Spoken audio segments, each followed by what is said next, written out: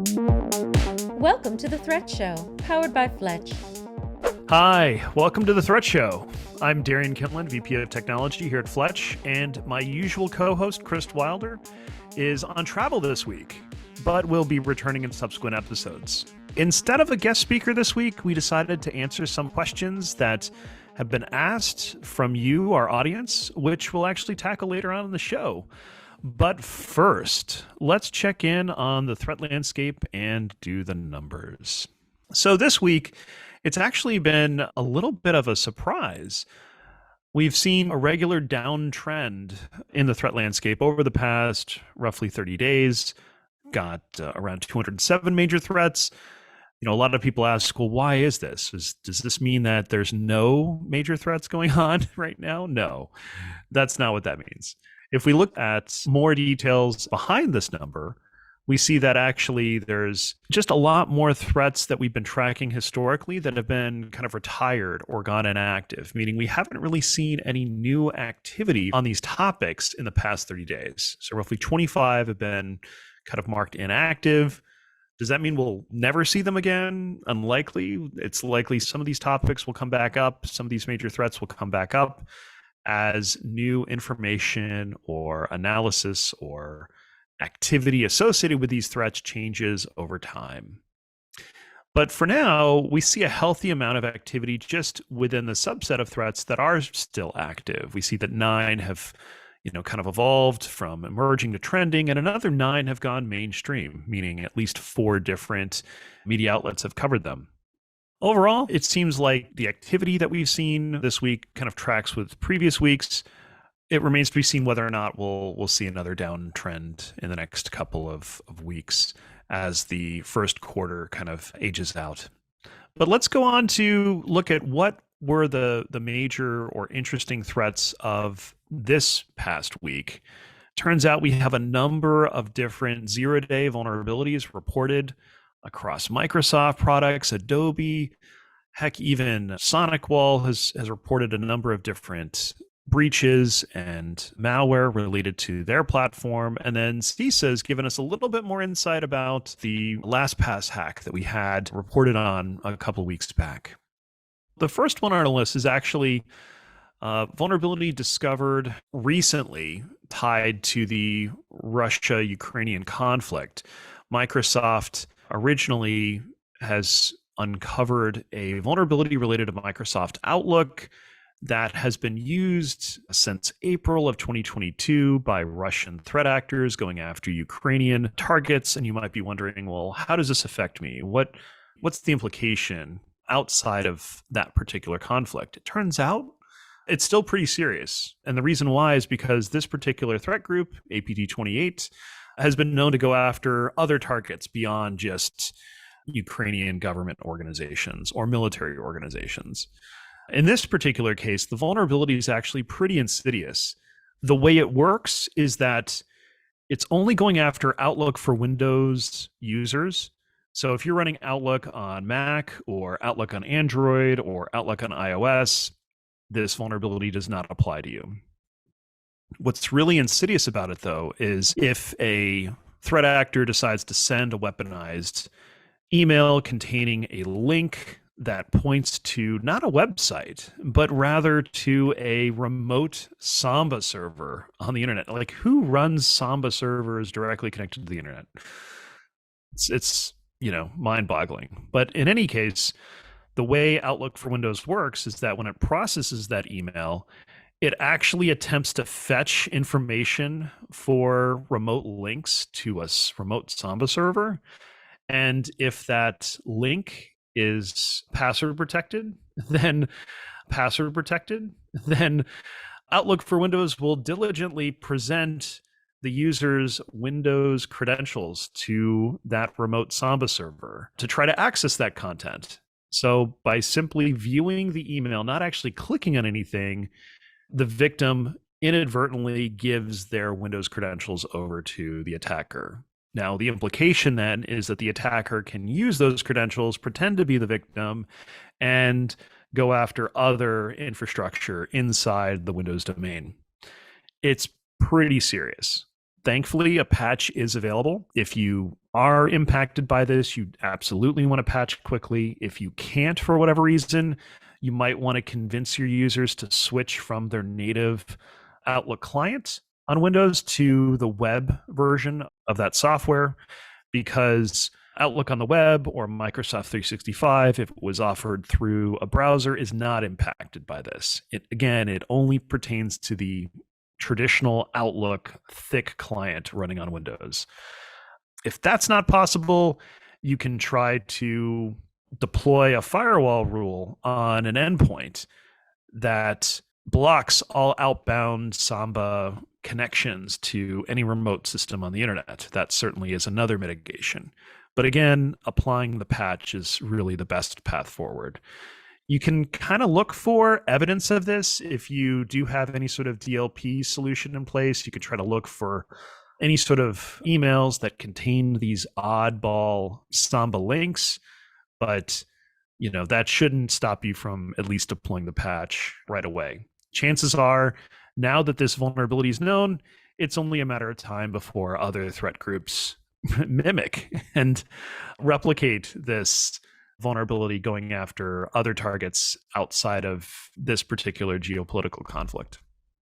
And if that was not the only 0-day, maybe things would be okay. But unfortunately, there's at least one other 0-day tied to Microsoft platforms. In this particular case, it's actually going after Windows clients directly, no other software needed.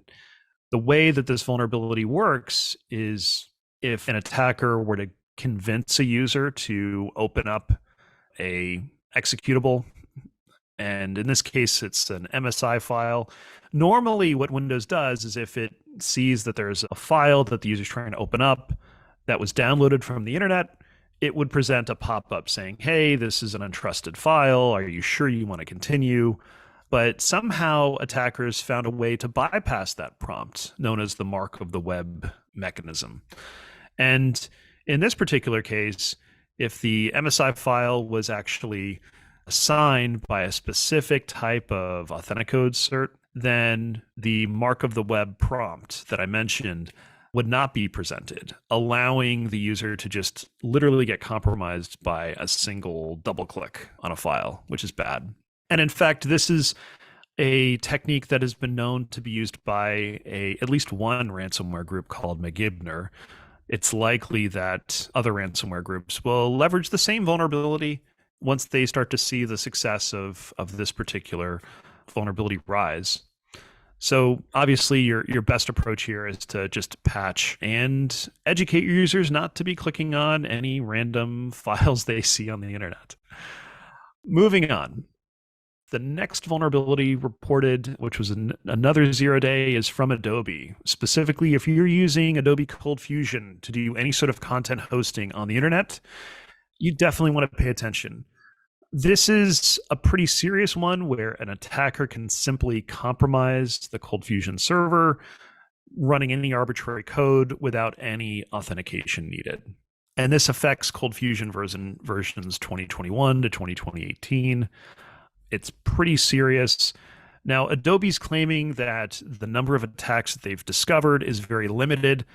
You've got to take this with a little bit of a grain of salt, right? When a vendor says, hey, this vulnerability has only been seen in a handful of scenarios, there's really one of two possibilities here. Either that vendor has complete visibility over the entire threat landscape and is confident in saying it's really only limited to a handful of victims, or they don't have complete visibility over the entire landscape and they're just saying, hey, of the knowledge that we know about, we've only seen this vulnerability being used a handful of times.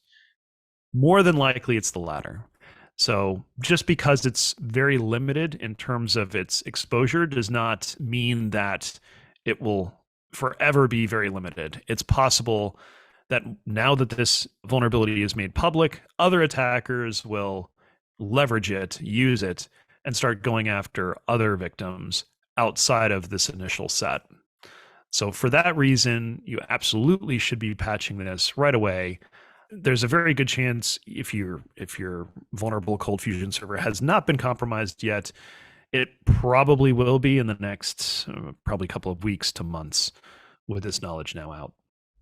Next on our list is actually a repeat, or the next chapter, I should say, in the long-running LastPass breach saga. If you recall, a couple of weeks back, we talked about how one of 4 DevOps engineers was personally targeted. And what I mean by that is the attacker didn't go after this employee through their work account or work computer or work infrastructure. Instead, the attacker went after this DevOps engineer personally, compromising their personal equipment. And one of the things that the attacker compromised at the time was a media server that the DevOps engineer stood up to host, recorded videos locally. It's pretty popular. More details about that emerged, where the actual vendor was Plex. Apparently, there's a known vulnerability within the Plex media platform where the attacker could simply get arbitrary code execution running and allow the attacker to be able to install a keylogger on the user's personal computer, which then allowed the attacker to get access to, remember, the keys to the kingdom within LastPass's infrastructure, because the victim decided to access their work infrastructure from a personal computer. While this might be a surprise to many, there are many environments where maybe this is allowed for whatever reason. Regardless, if you're using Plex in a corporate setting, you definitely want to patch it. If you're not, you still want to educate your employees. Hey, if you use Plex at home, you definitely want to patch this, because this is a real world attack vector that has been proven to be successful, and it's likely to be mimicked and replicated by other attackers in the future. Last but not least, let's talk about SonicWall. They've actually been working in conjunction with Mandiant threat researchers to uncover a pretty insidious campaign by at least one Chinese threat group that Mandiant's calling UNC 4540, going after endpoint or edge SonicWall VPN devices. If you recall, Chinese threat groups love to go after edge network devices, specifically, VPN concentrators or endpoints deployed at small home offices that maybe give employees, maybe 1 or 2 employees, access to internal infrastructure behind a VPN. And this seems to be their MO that's been tracking for the past, 1 to 2 months now, if not longer. And you might be wondering why that is the case. Well, it's because these devices, because they're remotely deployed in small home offices, are generally not administered or upgraded centrally, which means that they're ripe for compromise just because they haven't been patched regularly. And that's exactly what happened in this case. So, in fact, the victim had a SonicWall secure mobile access appliance deployed. It was not properly patched, not kept up to date. And so it was very easy for this Chinese threat group to use one of 3 possible vulnerabilities to get access to compromise the SMA device, which then allowed the attacker to load up their own custom malware on the appliance and then proceed to use that appliance to gain further access to sensitive information going across the network within the VPN, which is not ideal. The other interesting thing about this is that the attacker actually added in a persistence layer, which meant if you tried to patch the appliance after it's been compromised, patching it wouldn't necessarily remove the malware, because the malware is able to reinstantiate itself and remain persistent on the appliance after the fact. So for that reason, not only do you have to patch, you have to kind of wipe or factory reset the appliance and then patch in order to get rid of this insidious vulnerability. And you might be wondering, well, gosh, I don't use SonicWall VPN devices. I don't use Fortinet VPN devices. Well, chances are, if you use any sort of VPN devices from any manufacturer, you're probably going to be a target sooner or later. It's just a matter of time.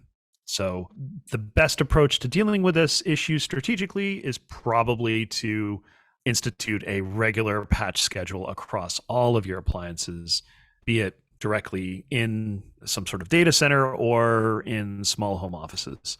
Try to come up with a strategy that works in all of those scenarios. So that kind of covers our threats for the week. Let's go into the next part of our topic, which is questions from the audience. So as you recall, we asked you all to send us your questions. Let us know what you think about our program and what's on your mind by DMing us at The Threat Show. And we got a couple of different responses, which we'll cover in this segment. So the first one was a question about how we measure weekly stats. Do we go Sunday to Sunday, Monday to Monday? And in fact, we actually capture stats Wednesday to Wednesday, because when we produce the recordings of this show, we record on Thursdays and then go live Fridays over the weekend. So that gives us the most up-to-date information about the latest trends for the week. It also helps us capture and report on threats that might have happened over the weekend, which is helpful on rare occasions. Next, someone asked, well, what days of the week are typically worse for threats? And there's a couple of different ways to answer this question, honestly. Most of the time, when they say worse for threats, they mean which days of the week do most media outlets, most social media platforms, and security research blogs tend to produce most of their findings. Most of the time, that happens on Tuesdays and Thursdays. And the main reason why is because it gives defenders an opportunity to act on whatever information is presented in their findings. Maybe it's a new threat group using new tactics, or maybe it's a new zero-day vulnerability discovered. Regardless, by releasing it on a Tuesday, you give teams plenty of time to patch and resolve things during the week. Similarly, on Thursdays, you get at least a day to be able to fix that. Does that mean no bad news is reported on Fridays? No, it actually does happen, rarely. Most of the time, though, they try to coordinate any sort of responsible disclosures midweek to provide teams with enough time to respond and defend. That said, if there's egregious activity going on in the wild, you're generally going to have researchers not sit on it and report it maybe on a Friday or a Saturday or Sunday, which presents a lot of problems for security teams that don't have a 24/7 operations. So you end up having to work over that time period to actively defend and protect your organization. Not ideal. Our final question is, hey, does Fletch use ChatGPT?